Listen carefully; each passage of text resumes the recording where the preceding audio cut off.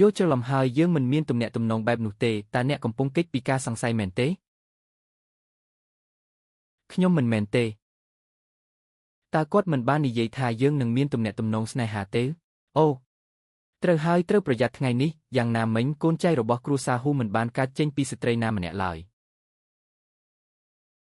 អ្នកនិយាយច្រើនពេកហើយនិយាយឲ្យត្រង់ទៅអ្នកដូចជាថងឈៀវសេច្រើនជាងខ្ញុំកំពុងជៀសវាងការសង្ស័យ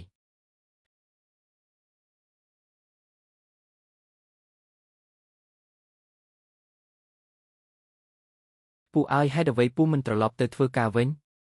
ខ្ញុំត្រូវធ្វើការតើពូអាចរកចំណូលបានប៉ុន្មានក្នុងមួយយប់20,000 យួនខ្ញុំនឹងឲ្យពូ10,000 យួនខ្ញុំនឹងត្រឡប់ទៅផ្ទះវិញ10,000 យួនពូវាថ្លៃម្ល៉េះ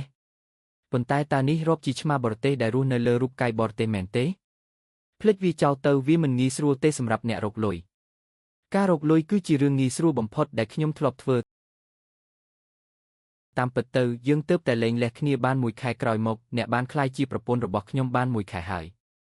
ខ្ញុំហ៊ូឡានជើមិនមែនជាប្រភេទមនុស្សឲ្យប្រពន្ធគាត់ចេញទៅផឹកស៊ីទេក្រោកឡើងហើយទៅផ្ទះជាមួយខ្ញុំបើមិនដូច្នោះទេខ្ញុំនឹងមិនឲ្យអ្នក10,000 យន់ទេ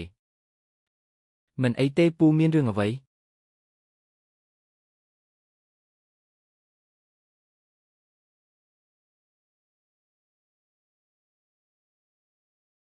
តើពូមកធ្វើអ្វីនៅទីនេះ